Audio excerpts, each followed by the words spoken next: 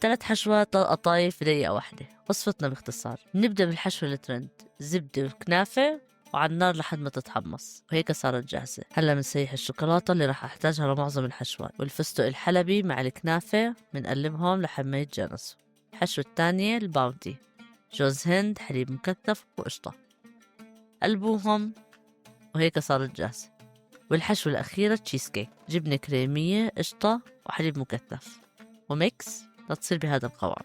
والقطايف اللي أنا استخدمتها الحجم الوسط حتى تتحمل الحشوة اللي أنا بدي أحطها. رح أبدأ بحشوة الباونتي.